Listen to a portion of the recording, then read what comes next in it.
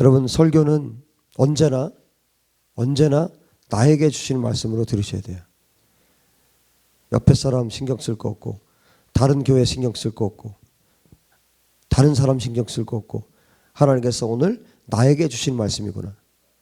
여러분 각자가 그렇게 받을 수 있게 되길 바랍니다. 특별히 여러분, 하나님께서 책망의 말씀을 주실 때는 더욱 그렇습니다.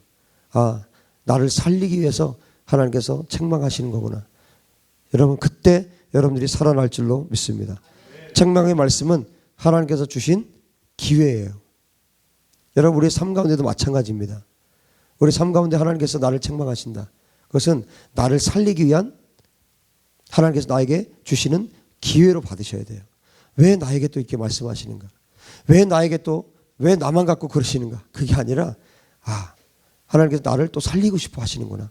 그렇게 하나님의 말씀을 받을 수 있게 되기를 바랍니다. 왜냐하면 오늘 이 예레미야 6장 말씀이 굉장히 강한 말씀이에요. 여러분 각자에게 그리고 우리 한국 교회를 향해서 하나님께서 들려주시는 메시지로 받을 수 있게 되기를 주의 이름으로 축복합니다. 하나님께서 기회를 주실 때 그 말씀을 들으면 어떻게 돼요? 말씀을 들으면 살 수 있게 됩니다. 말씀을 듣지 않으면 죽습니다. 하나님께서는 말씀을 듣지 않을 때 오늘 예루살렘을 향해서 하나님께서 행하셨던 진노의 말씀처럼 똑같이 하나님의 말씀을 듣지 않는 자들에게는 하나님의 진노를 부으시는 거예요. 그래서 결국 하나님의 말씀은 죽고 사는 문제입니다. 죽고 사는 것이 달려있는 문제라는 것이에요. 말씀을 들으면 삽니다. 말씀 듣지 않으면 죽습니다. 오늘 말씀을 듣고 순종하여서 여러분 살아나시기를 예수님 이름으로 축복합니다. 하나님께서 말씀하시죠. 6장 1절에 베냐민 자손들아 예루살렘 가운데로부터 피난하라. 드고아에서 나팔을 불고 베닥게렘에서 깃발을 들라. 재앙과 큰 파멸이 북방에서 엿보아 오미니라. 북쪽에서 재앙이 보이고 큰 파멸이 보이기 때문에 베냐민 사람들아 예루살렘에서 빠져나가라, 그런 얘기예요. 예루살렘에 있지 말고 빠져나가라. 드고아에서 나팔을 불고 베닥게렘에서 신호를 울려라. 예루살렘에 머물지 말고 빠져나가라. 왜요? 북쪽에서 지금 재앙이 보이고 있고 큰 파멸이 보이고 있기 때문에. 결국 지금 6장 1절에 뭐라고 시작하고 있는 거냐면 예루살렘에 대학살이 임박했다는 것, 대사륙이 임박했다는 것을 지금 긴급하게 지금 1절에 말씀해 주고 있어요. 하나님께서 자기 자식을 정말 엄청나게 사랑하는 시온을 멸망시키기로 결정하셨습니다. 하나님께서는 시온을 사랑하셨어요. 여러분 이스라엘을 얼마나 사랑하셨습니까? 시온은 아름다운 목장이었어요. 하나님께서 너무나 지극히 사랑하셨기 때문에 아름다운 목장이었어요. 그런데 그 아름다운 목장이 이제 2절에 보니까 다른 목동들이 짐승떼를 몰고 와서 그 목장의 천막을 둘러치고 자기들 마음대로 풀을 뜯기는 그런 꼴이 될 것이라고 2절에 말씀해 주고 있어요. 아름답고 우아한 시온의 딸을 내가 멸절하리니 3절에 목자들이 그 양떼를 몰고 와서 주위에 자기 장막을 치고 각기 그 처소에서 먹이리로다. 하나님께서 함께 하셨을 때는 정말 아름다운 땅이었던 시온이 하나님의 진노가 임할 때 어때요? 다른 민족이 쳐들어와서 그 땅의 모든 것을 마음대로 착취할 것이라고 하나님께서 말씀하신 것입니다. 여러분 하나님이 떠난 사람, 하나님이 떠난 교회, 하나님이 떠난 민족은 이렇게 되는 것입니다. 하나님이 없는 사람, 하나님 없이 사는 사람, 하나님께서 아무리 사랑하셨다 할지라도 그 하나님께서 그 민족을 떠났을 때, 그 나라를 떠났을 때, 대한민국을 하나님께서 떠나신다면 여러분 이렇게 되는 것이요. 다른 목동들이 찾아와서 자기들 멋대로 풀을 뜯기고 결국 대한민국은 내쫓기게 되는 것입니다. 여러분 하나님이 떠난 민족은 그렇게 고통스럽게 되는 것이에요. 하나님께서 대한민국을 사랑하십니다. 정말 사랑하십니다. 확실히 사랑하세요. 그렇게 사랑하시지만 너무너무 대한민국을 사랑하시지만 대한민국 교회가 하나님을 떠난다면 하나님을 떠나 범죄하고 하나님 기뻐하지 않는 모습으로 살아간다면, 이 모습으로 계속 살아간다면 결국 하나님은 떠나실 것입니다. 그러면 어떻게 됩니까? 다른 목동들이 와서 대한민국을 어떻게 해요? 그 목장을 망가뜨리는 거예요. 쑥밭을 만드는 것입니다. 여러분, 특별히 오늘 이 말씀을 들으면서 이 대한민국 교회를 위해서 우리가 기도할 수 있는 밤이 되었으면 좋겠습니다. 하나님께서 바벨론이라는 나라를 하나님께서 쓰셨어요. 바벨론에게 예루살렘을 칠 마음을 부어주셨어요. 여러분, 역사에 일어나는 모든 전쟁은 하나님의 허락하에 일어나는 거예요. 하나님께서 모르는 중에 일어나는 일은 절대 없어요. 하나님은 모든 이 세계의 모든 일들을 하나님께서 결정하시고 하나님께서 허용하는 범위 내에서 이 세상의 일들이 벌어지고 있다는 것을 기억하십시오. 하나님께서 바벨론이라는 나라를 일으켜서 그 나라를 통해서 예루살렘을 치시는 것이죠. 바벨론이 예루살렘과의 전쟁을 준비합니다. 하나님께서 그 마음 부어주셨거든요. 하나님께서 자신의 딸인 예루살렘 백성을 치기로 작정하신 거예요. 여러분, 죄가 얼마나 관영했으면, 죄가 얼마나 컸으면, 얼마나 하나님 마음이 아팠으면 딸을 치겠습니까? 아버지가 얼마나 화가 났으면 딸을 치겠습니까? 그러자 바벨론이 말합니다. 4절에 너희는 그를 칠 준비를 하라. 일어나라. 우리가 정오에 올라가자. 아하, 아깝다. 날이 기울어 저녁 그늘이 길었구나. 일어나라. 우리가 밤에 올라가서 그 요새들을 헐자 하도다. 4절 5절에 말하죠. 다시 한번 말씀을 보면 예루살렘과의 전쟁을 준비하라. 정오에 쳐들어가자. 당장에라도 올라가자. 그런데 벌써 날이 기울었으니 저녁 그림자가 길어졌으니 우리가 밤에라도 올라가서 예루살렘 궁전들을 파멸시키자. 지금 바벨론이 예루살렘을 치기 위해서 여러분 얼마나 지금 의욕을 가지고 일어서는지 아시겠죠? 당장이라도 지금 치자는 거예요. 하나님의 자녀였던 예루살렘 하나님의 자녀였어요. 하나님이 사랑하시는 예루살렘, 하나님의 사랑을 입었던 예루살렘이 하나님께서 진노하셔서 바벨론이라는 나라에 예루살렘을 파멸시키려는 마음을 불어넣어 주시니까 결국 시온은 어떤 백성이 되었습니까? 저주받은 백성이 되었어요. 하나님께서 진노하셔서 말씀하십니다. 6절 7절에 말씀하세요. 만군의 여호와께서 이와 같이 말하노라. 너희는 나무를 베어서 예루살렘을 향하여 목책을 만들라. 이는 벌받을 성이라. 그 중에는 오직 포악한 것뿐이니라. 샘이 그 물을 솟구쳐낸 같이 그가 그 악을 드러내니 폭력과 탈취가 거기에서 들리며 질병과 살상이 내 앞에 계속하느니라. 나무를 베어다가 어떻게 해요? 예루살렘에 토성을 쌓아라. 예루살렘은 벌받아야 할 성이다. 그들은 벌을 받아 마땅하다. 그들 속에는 압제가 가득하다. 백성을 억압하는 자들이 활개를 치고 다니고 우물이 그 물을 솟아내듯이 예루살렘에는 죄악이 솟아나고 있고 폭력과 파괴의 소리가 그 예루살렘 성 안에서 들리고 하나님의 얼굴 앞에는 항상 병자와 부상자가 있다. 하나님께서 그렇게 말씀하시는 거예요. 그렇게 내가 사랑했던, 하나님께서 그렇게 사랑하셨던 그 예루살렘 안에, 그 성 안에 부상자와 병자가 항상 있다는 거예요. 그 안에, 그 성 안에 하나님 기뻐하지 않는 더러운 파괴와 더러운 죄가 그 성 안에 가득했다는 거예요. 하나님 얼굴 앞에 병자와 부상자들이 항상 있을 만큼 그 포악이 그 성 안에 가득했다는 것이에요. 여러분, 우리가 기억할 것은 하나님 왜 이렇게 화가 났을까? 왜 이렇게 화가 났을까? 그 예루살렘 성이 뭐예요? 하나님 믿는 사람들이라는 거예요. 오늘날로 말하면 교회 안에 폭력이 가득해서 교회 안에 항상 병자와 부상자들이 있다는 거예요. 여러분, 교회 안에 폭력을 휘둘러서 교회 안에 항상 병자와 부상자가 있다면 여러분, 하나님 그 교회를 어떻게 보시겠냐는 거예요. 더 이상 교회가 아닌 거예요. 하나님께서 그 말씀 지금 하고 계신 겁니다. 이들은 하나님께서 지금 멸망하기로 결정한 이 성은 하나님 믿지 않는 자들이 아니에요. 하나님을 믿는다고 하는 자들입니다.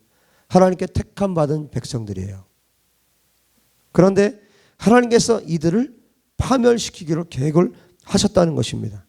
그들 안에 악이 가득했기 때문에, 그들 속에는 압제가 가득했습니다. 백성을 억압하는 자들로 가득했습니다.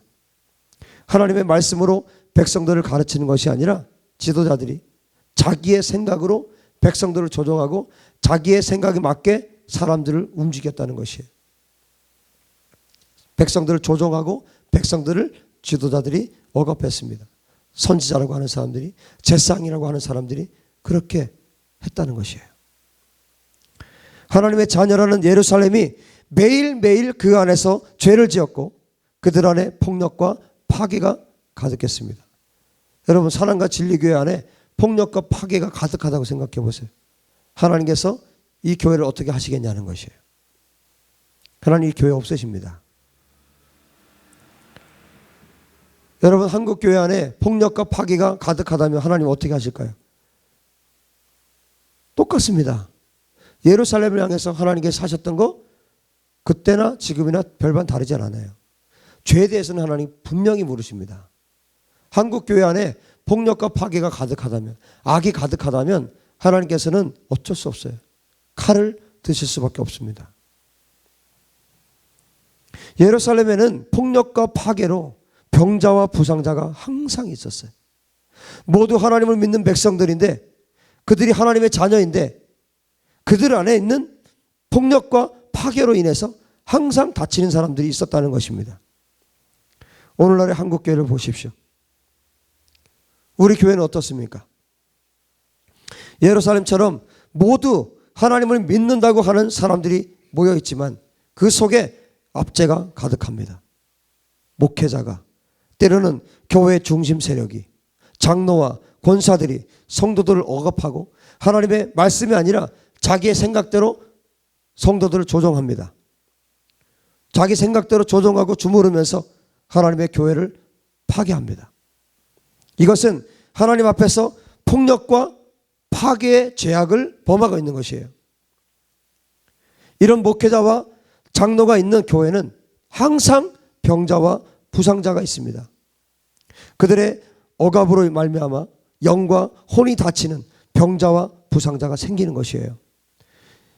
교회 이야기를 좀 하고 있는 것입니다.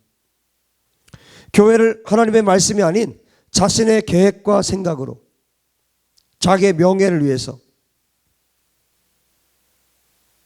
자신이 원하는 모습으로 만들기 위해 성도들을 억압하는 자들이 있다는 것이에요.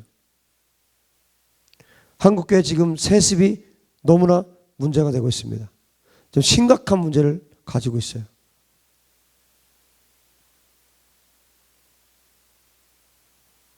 자기의 생각대로, 자기 뜻대로 하고자 하는 것이죠.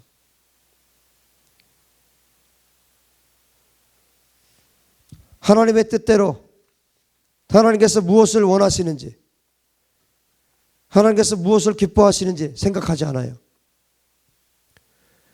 정말 하나님 앞에 기도함으로 하나님께서 원하시는 길을, 세습을 지금 하고자 하는 목회자들이 정신을 차리고 깨어서 돌이킬 수 있게 되기를 간절히 원합니다. 여러분, 세습이 왜 문제가 됩니까?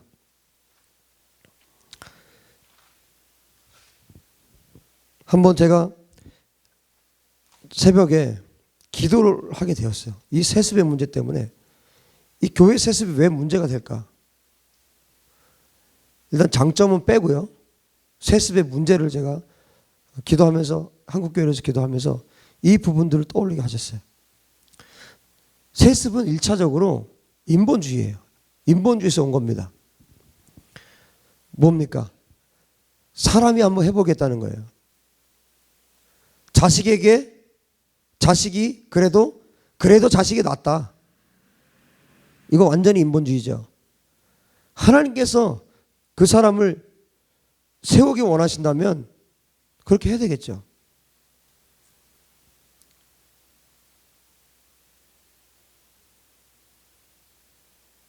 그러나 그 기도에 정말 하나님의 음성을 듣는 기도가 과연 되었을까?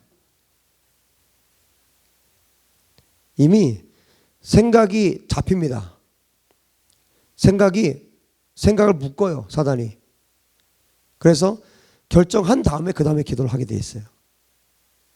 세습이 왜 거의 다 세습이 되느냐?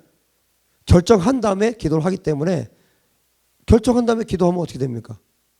당연히 그쪽으로 가는 거예요. 인본주의죠. 사람이 해보려고 하는 거예요.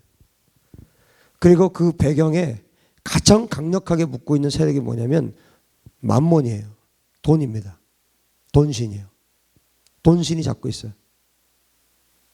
그걸 만몬이요 못 놓게 합니다.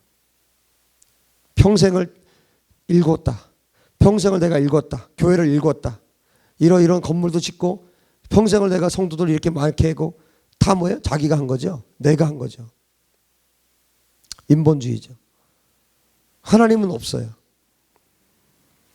내가 주인이에요. 그리고 그 어떤 뿌리가 또 있냐면 내 마음대로 은퇴 후에도 내 마음대로 하고 싶은 뿌리가 거기 있습니다. 내 마음대로 조정해 보겠다는 교회를. 인본주의 뿌리가 거기에 있는 것이에요. 이것은 하나님의 역사를, 성령의 역사를 회방하는 것이에요. 하나님께서 원하시는 것, 하나님께서 기뻐하시는 대로 하나님의 교회가, 성령님께서 마음껏 운행하실 수 있는 교회가 되기 위해서는 절대적으로 세습은 안 됩니다. 하나님은요, 자, 어떤 목회자를 세웠어요. 그러면 이 사람을 통해서 하나님의 일들을 하실 수 있어요. 성령께서 얼마든지 할 수 있습니다. 그런데 세습을 하게 되면 어떻게 됩니까? 보고 배운 대로 하게 돼 있어요. 무슨 얘기냐면 성령께서 운행하시는, 성령께서 역사하시는 것을 제한하게 됩니다. 보고 배운 대로 하는 거예요. 여러분, 하나님은 전혀 다른, 세대가 지금 악하기 때문에요, 전혀 다른 패러다임으로, 전혀 다른 성령의 역사로 말미암아 그 교회를 운행하실 수 있어요. 전통 하나님이 다 깨시고 다 부수고, 여러분 전혀 새로운 교회로 하나님께서 세우실 수 있어요. 그런데 뭐예요? 성령님의 일하심을, 성령의 자유로운 역사를 막는 것입니다. 은퇴 후에 자신의 방식대로 교회가 유지되도록 만들어요. 그래서 은퇴 후에도 계속적으로 뒤에서 조종할 수 있습니다. 성령의 자유로운 역사하심이 아니라 어떤 체제를, 지금까지 흘러왔던 체제를 유지하기 위한 인본주의에서 이것이 들어온 것이죠. 세습이 되는 순간 교회는 성령의 역사를 제한하게 됩니다. 교회가 백의 모습으로 갈 수 있는데 세습하는 순간 현격하게 감소됩니다. 성령의 능력을 제한하고 성령의 역사를 제한하고 인본주의적인 교회로 이끌어갈 수밖에 없어요. 물론 세습을 해서 정말 그것이 그 아들이나 사위, 이렇게 목회자에게 교회를 넘겨서 정말 성령께서 역사하셔서 잘 될 수도 있겠죠. 거의 불가능합니다.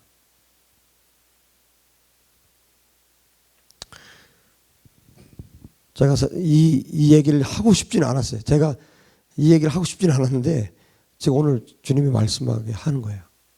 왜냐하면 우리가 기도해야 되기 때문에. 오늘 한국교회를 위해서 기도할 건데,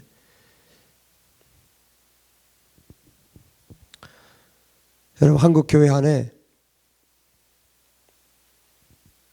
자기의 뜻대로 하려고, 여러분 지금 한국교회 안에 전반적으로요, 지금 세습에 대해서 굉장히 강하게 지금 반발을 하고 있기 때문에 세습을 하기 원하는 목회자들은요 굉장히 치밀하게 준비를 합니다.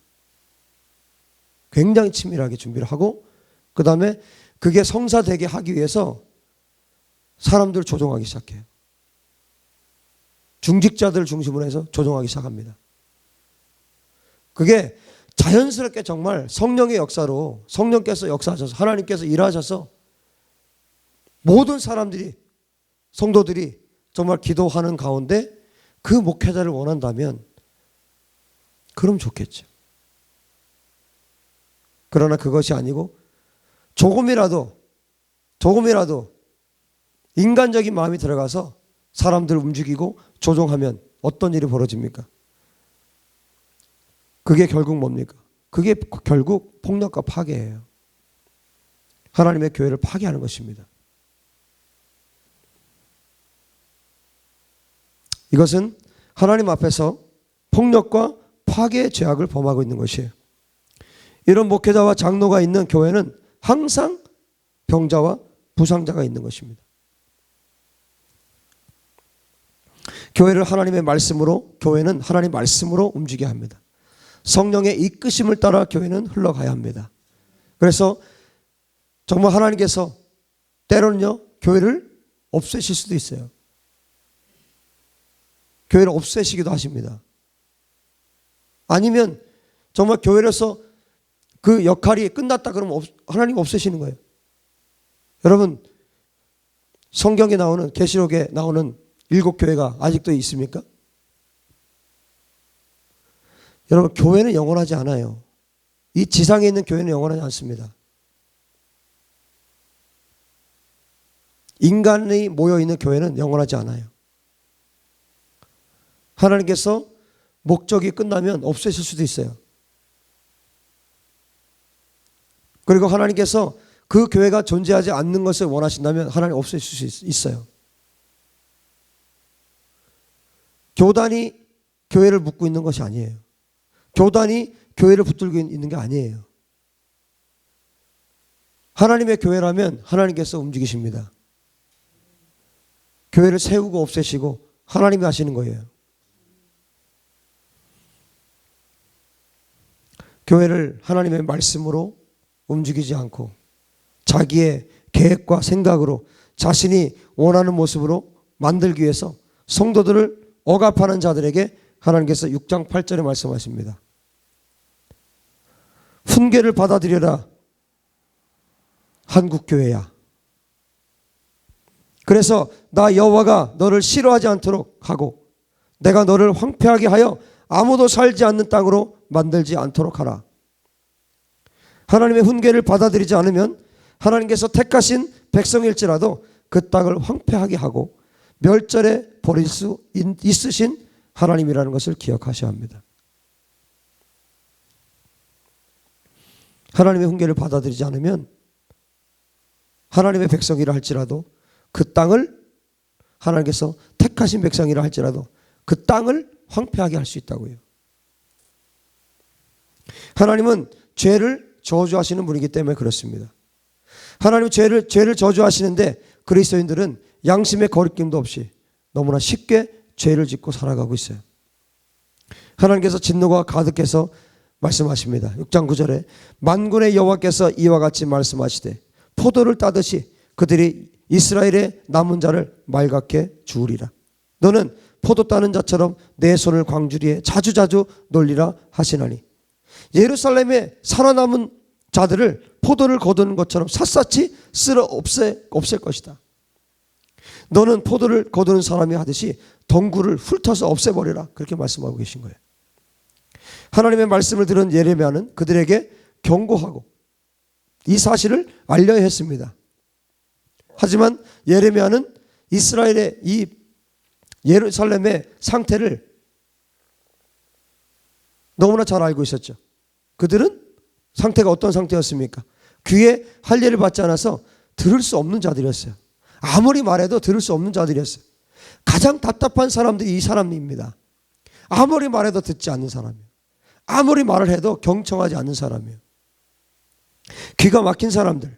6장 10절에 내가 누구에게 말하며 누구에게 경책하여 듣게 할꼬 보라 그 귀가 할례를 받지 못하였으므로 듣지 못하는도다. 보라 여호와의 말씀을 그들이 자신들에게 욕으로 여기고 이를 즐겨하지 아니하니 그들은 자신의 길을 스스로 틀어막고 하나님의 말씀을 들으려고 하지 않았습니다. 귀가 닫힌 자들이었어요. 또한 그들은 여호와의 말씀을 아주 우습게 여기는 자들이었습니다. 말씀을 기뻐하지 않을 뿐 아니라 말씀을 비난하기까지 했어요. 그것이 하나님의 자녀인 예루살렘의 상태였습니다. 여러분, 한국교회 상태예요. 오늘날 한국교회 상태, 하나님의 말씀이 아무리 뚝뚝 떨어져도 들으려고 하지 않는 상태. 하나님의 말씀을 들으려고 하지 않습니다. 오늘 이 세대를 보십시오. 하나님의 말씀을 듣지 않아요. 하나님의 말씀에 귀를 기울이지 않습니다. 하나님의 말씀보다 다른 희한한 것들에 관심이 더 많아요. 하나님의 말씀에 창조로부터 마지막 심판, 예수님의 재림까지, 새하늘과 새 땅까지 성경이 다 기록되어 있어요. 그런데 하나님 말씀에 귀를 기울이지 않아요.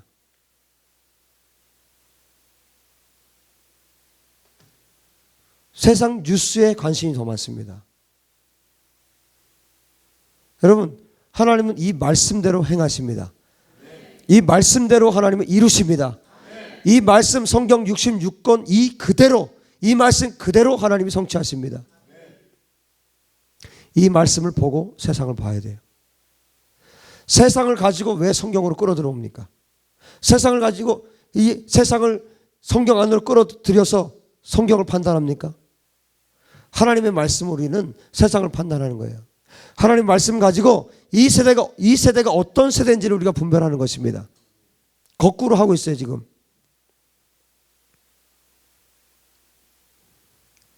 여러분, 죄가 가득한 사람의 특징은 하나님의 말씀을 경청하지 않는다는 거예요. 하나님의 말씀을 듣질 않아요. 하나님의 말씀을 귀 기울여 듣지 않아요. 하나님의 말씀이 떨어지고 있어도, 뚝뚝 떨어지고 있어도 말씀이 들리질 않아요. 또 말씀을 듣기 싫어합니다. 하나님 말씀을 경청하지 않는 자는 죄가 가득한 자예요. 그리고 교만한 자입니다. 그런 자들은 하나님 말씀을 아주 우습게 여기는 자들이고 하나님의 말씀을 들을 마음이 없는 자들이에요. 하나님의 말씀을 기뻐하는 것이 아니라 오히려 하나님의 말씀을 판단하고 비난합니다. 이런 악한 자들에게 하나님이 들려주신 말씀 이것밖에 없어요. 여호와 하나님의 진노가 너에게 가득 찼다. 예레미야는 하나님의 진노의 마음을 알고 있기 때문에 견딜 수가 없습니다. 그 분노의 마음을 거리에 있는 아이들과 청년들의 모임에 부으면 남편과 아내와 노인과 수명이 다한 자들이 잡힐 것이고 그들의 집도 다른 사람들에게 넘어가고 밭과 아내들도 다른 사람에게 넘어갈 것이라고 하나님께서 말씀하고 계세요.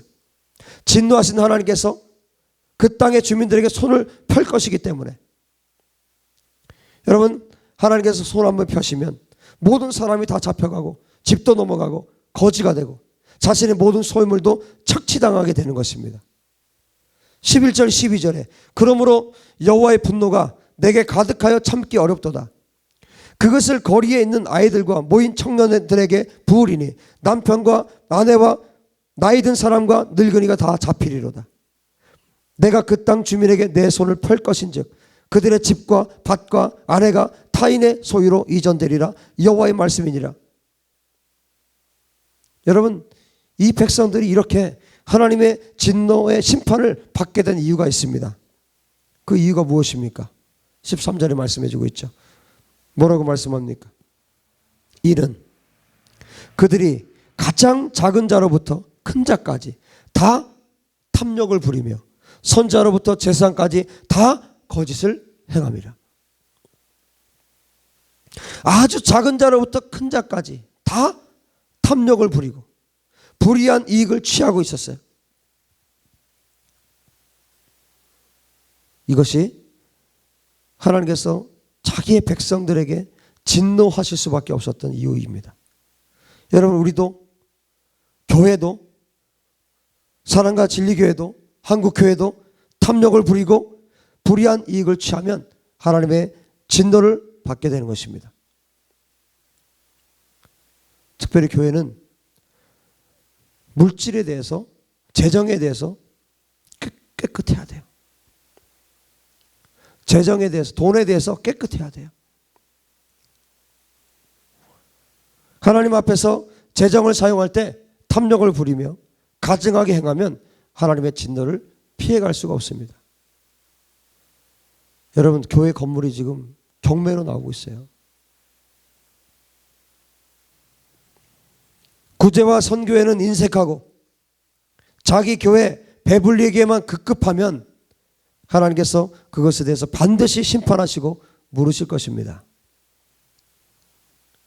교회가 아니죠. 그뿐 아니라 예루살렘은 하나님의 말씀을 가졌다고 하는 선지자들과 제사장까지 모두 다 거짓을 행했어요. 그들이 내 백성의 상처를 가볍게 여기면서 말하기를 6장 14절에 평강하다 평강하다 하나 평강이 없도다. 선지자와 제사장들이 하나님의 백성의 상처와 부러진 것과 아픈 것을 가볍게 여기고 건성으로 치료해 주면서 괜찮아 괜찮아 하는 거예요. 괜찮아 괜찮을 거야. 지금 다 죽게 생겼는데 괜찮다는 거예요. 여러분, 제사장과 선지자는 어떤 존재입니까? 하나님의 말씀을 제대로 선포해서 죽었던 자들을 살려내야 되는 사람들이 하나님의 말씀을 가진 자들입니다. 여러분, 목사는 못하는 사람입니까? 하나님의 말씀을 있는 그대로 정확하게 선포해서 영적으로 죽었는 자들을 살려내야 되는 거예요. 여러분, 영적으로 죽으면요 결국 육적으로도 죽게 돼 있어요. 영혼 육이 다 죽게 돼 있습니다. 영혼이 잘 되면 육이 잘 됩니다. 영혼이 망가지면 육이 망가지게 돼 있어요. 그런데 여러분, 지금 죽어가고 있는 성도들에게 정확하게 하나님 말씀으로 당신 그렇게 계속 살면 죽습니다.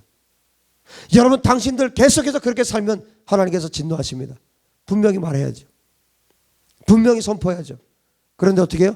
괜찮아요. 아유, 집사님 잘하고 계세요. 아유, 그렇게 계속 하세요. 헌금 그렇게 앞으로 계속 많이 하시고, 아이고 잘하고 계세요. 진짜 죽이는 거예요. 진짜 죽이는 겁니다. 하나님의 말씀은 살았고 운동력이 있어요. 영혼들을 살려낼 수 있는 말씀이 하나님의 말씀입니다. 그런데 그 말씀을 자기 입맛에, 사람들의 입맛에 맞춰서 말씀을 전하고, 지금 저 사람은 죽어가고 있는데 어떻게 해요? 괜찮다 괜찮다, 잘 될 거라고 그러고, 괜찮다 그러고 계속 그렇게 살아도 괜찮다고 하고, 결국 그 사람 죽이는 겁니다. 그 영혼들 죽이는 거예요.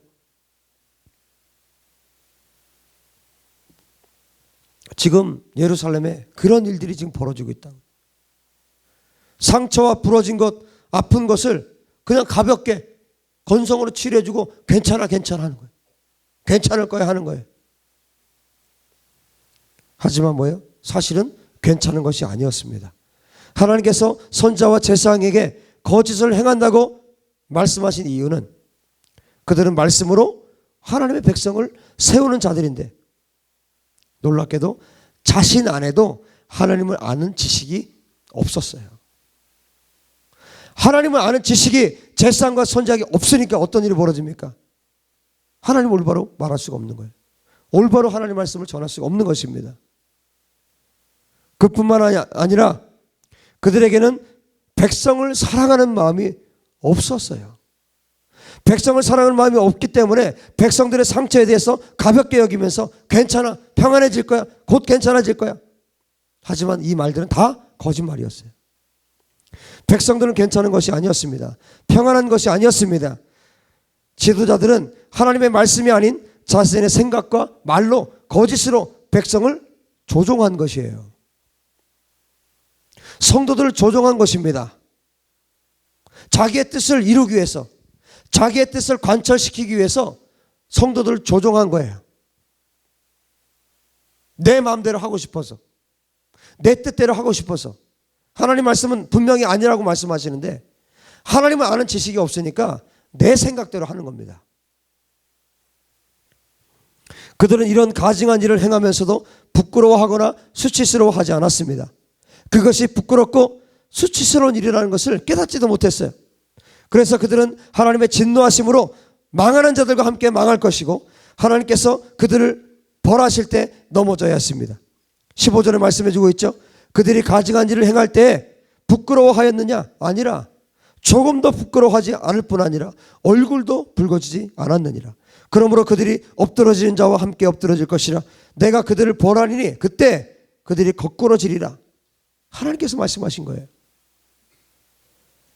여러분, 그들이 이렇게 멸망받을 수밖에 없는 이유가 있었어요.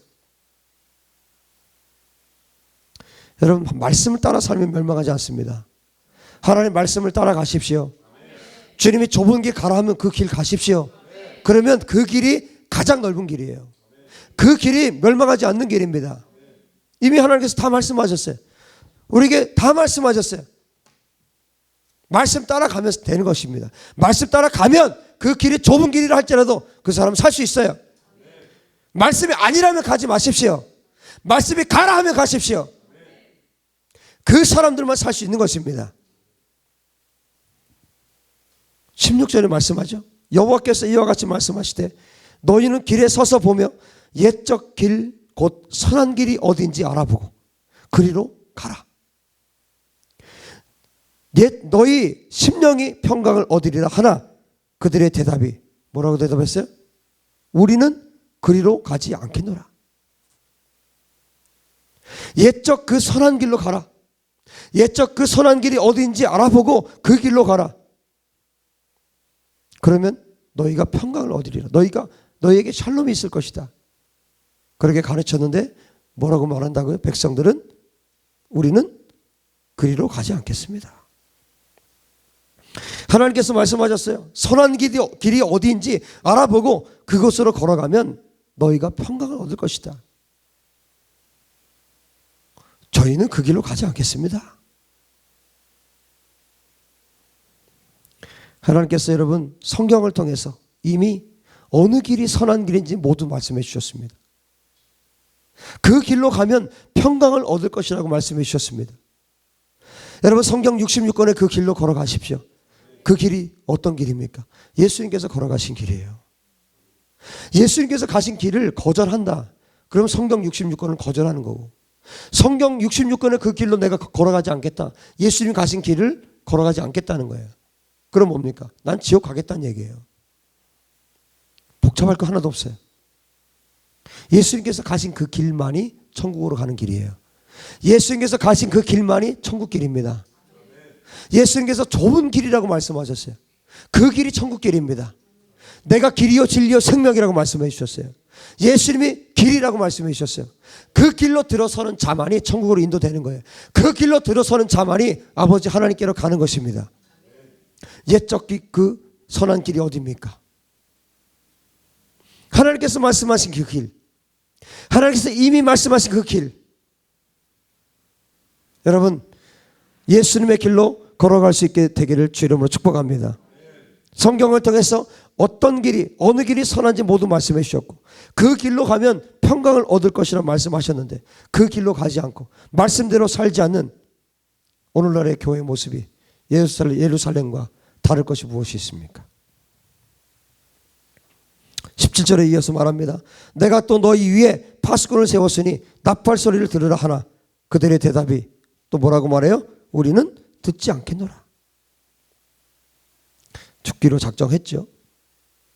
파수꾼을 세워서 나팔 소리를 들으라. 적군이 쳐들어온다. 나팔 소리 들으면 어떻게 하면 됩니까? 대비하고 준비하고 싸움을 준비하고 전쟁을 치르면 되는 거예요. 그런데 뭐예요? 나팔 소리가 나도 우리는 듣지 않겠노라. 죽기로 작정한 것이죠. 하나님은 살리기를 원하셨어요. 파수꾼을 세우셨다는 것은 왜 세우셨습니까? 살리기 위해서요. 그 성 안에 있는 자들 다 살리기 위해서 파수병들을 세워놓는 거예요. 여러분 이 세대의 사랑과 진리교회가 여러분들이 파수꾼 되시기 바랍니다.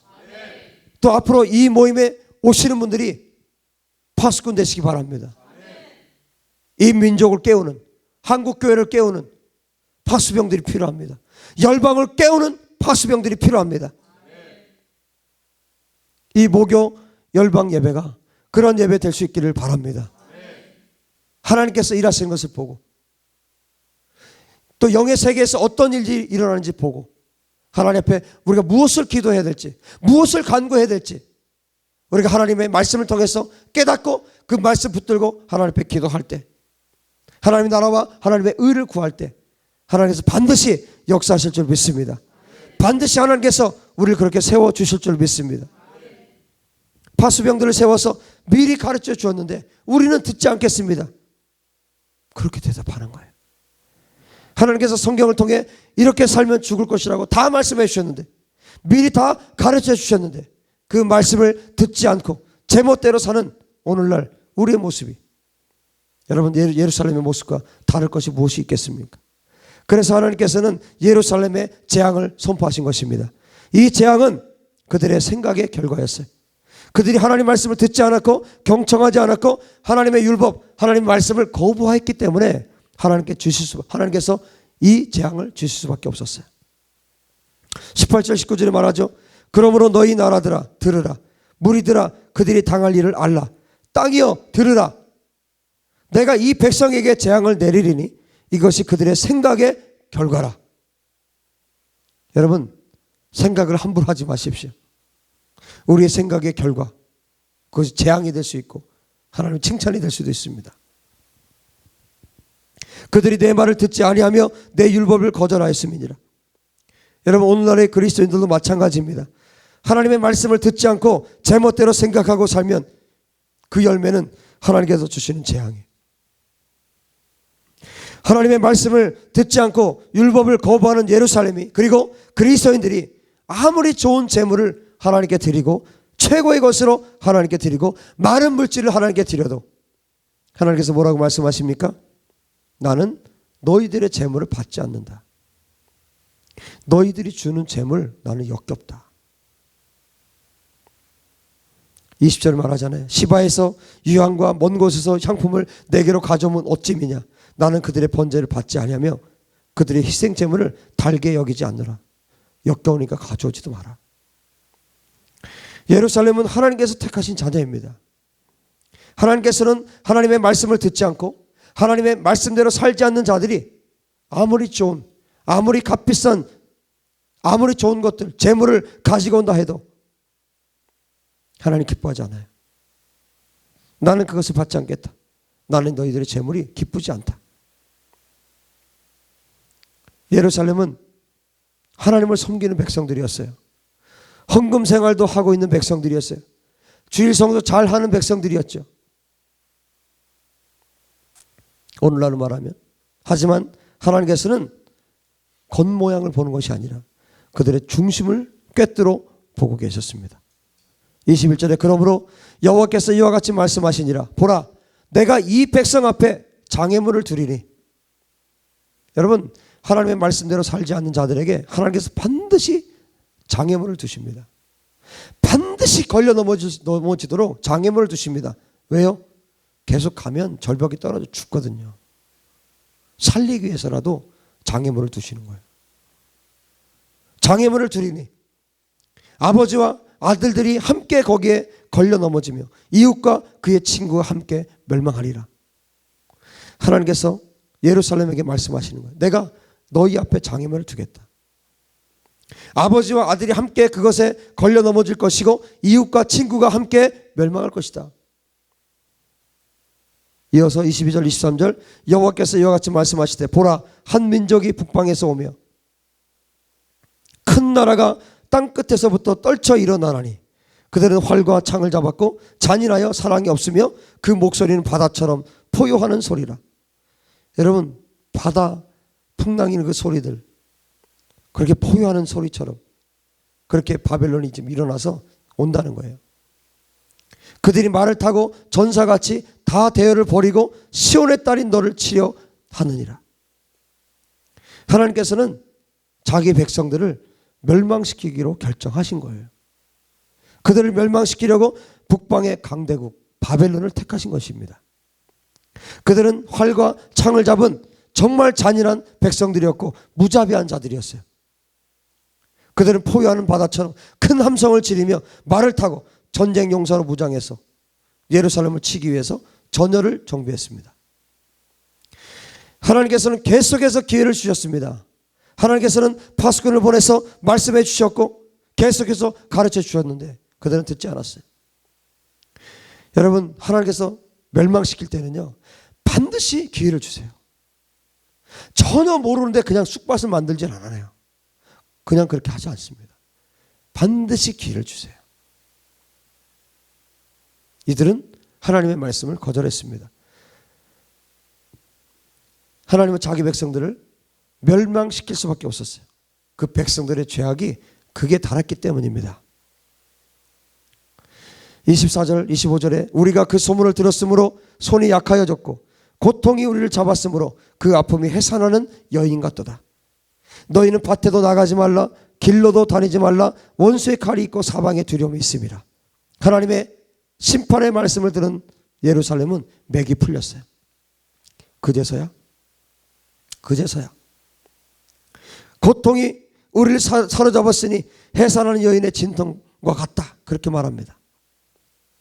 하나님께서 그렇게 경고하실 때는 듣지 않더니 이제 너희를 참을 수가 없다. 너희들 다 죽일 것이다. 너희들 멸망시킬 것이다. 가장 잔인한 사람들을 사용해서 너희를 죽일 것이다. 하나님께서 그렇게 말하니까 이제서야 그 고통을 느끼기 시작했습니다. 하나님께서 너희는 밭에도 길도 걸어다니지 말라.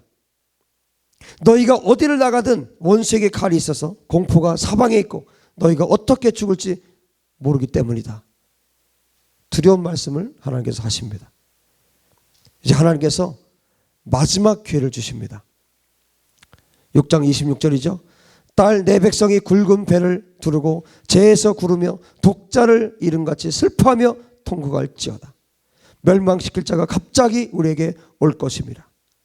내 딸아, 나의 예루살렘 내 백성아, 사랑하는 백성아, 사랑하는 나의 교회야, 내가 사랑하는 장로들아, 내가 사랑하는 자녀들아, 베옷을 걸치고 재 속에서 뒹굴어라. 외아들을 잃은 어미처럼 애곡을 하고 가장 쓰라린 통곡을 해라. 내가 이렇게 멸망당하다니, 이렇게 갑자기 나에게 멸망이 찾아오다니, 우리에게 갑자기 이렇게 멸망이 오다니 하면서 창자가 끊어지도록 목 놓아 울어라. 지금 마지막 기회를 주고 있는 거예요. 내가 이미 너를 내 백성 중에 망대와 요새로 삼아 그들의 길을 알고 살피게 하였노라. 28절 29절에 27, 28절에 그들이 다 심히 반역한 자며 비방하며 돌아다닌 자며 그들은 놋과 철이며 다 사악한 자라. 하나님께서는 하나님의 백성이 어떤 길을 가는지 알아보고 살피시려고 예레미야를 예루살렘의 망대와 요새로 삼아서 그들을 시험하셨습니다. 그런데 예루살렘 하나님의 백성들에 대한 하나님의 말씀은 결국 이거예요. 뭐라고 말씀하십니까? 그들은 하나같이 거역하는 자들이고 하나님의 말씀을 듣지 않는 자들이고 남을 비방하고 험담하고 모함하고 돌아다니는 철면피 같은 자들이다. 그들은 모두 타락한 사악한 자들이다. 이게 하나님의 평가였습니다. 이 말씀은 하나님의 말씀을 듣지 않고 하나님의 말씀대로 살지 않고 더러운 비방과 험담과 하나님께서 구역질 내시는 모함을 하며 돌아다니는 교회에 대한 하나님의 평가입니다. 교회를 함부로 말하고 목회자에 대해서 함부로 말하고 성도들에 대해서 함부로 말하는 그리스도에 대한 하나님의 진노입니다. 이런 자들은 아무리 풀물불을 맹렬하게 불어도 도가니가 재구실을 못해서 납작거기가 녹지 않는 것처럼 하나님의 재련하는 일을 헛되게 하고 악한 자들이 끊어지지 않게 만드는 자들이에요. 29절에 말씀하죠. 풀물불을 맹렬히 불면 그 불에 납이 살라져서 단련하는 자의 일이 헛되게 되느니라. 이와 같이 악한 자가 제거되지 아니하나니 사람들이 그들을 내버린 은이라 부르게 될 것은 여호와께서 그들을 버렸습니다.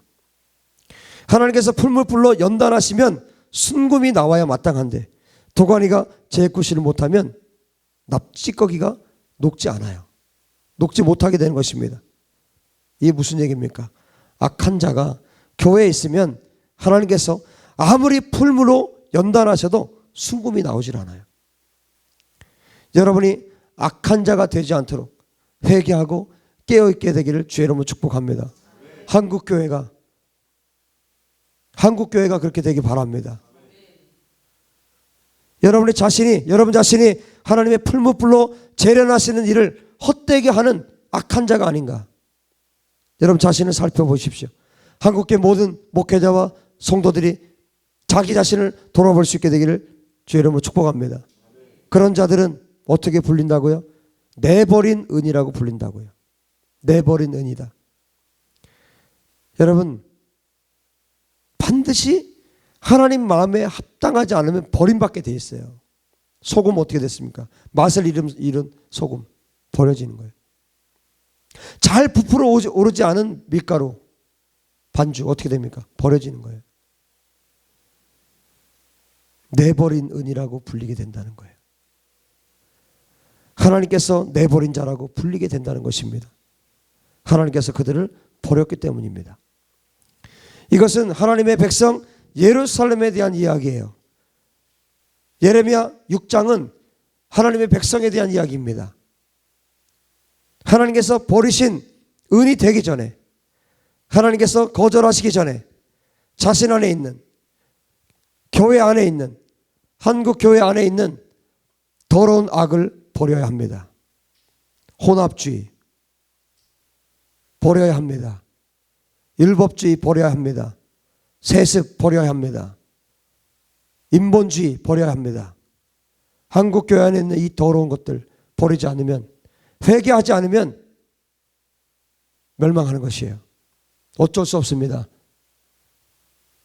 하나님은 죄에 대해서 진노하시고 벌하시는 분이기 때문에 회개하는 자는 살 것이고 듣지 않는 자는 결국 예루살렘처럼 하나님의 진노를 당하게 될 것입니다.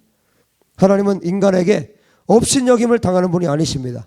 손 한 번 펴시면 모든 것을 쓸어버릴 수 있는 분이 하나님이세요. 여러분 안에 있는 악을 정직하게 바라보시고 제거하시기 바랍니다. 여러분 자신과 우리 교회, 한국교회를 살피고 자신의 교회를 살피고 회개하시길 바랍니다. 베옷을 걸치고 제 속에서 뒹굴면서 외아들을 잃은 어미같이 애곡하고 가장 쓰라린 통곡으로 회개할 수 있게 되기 바랍니다.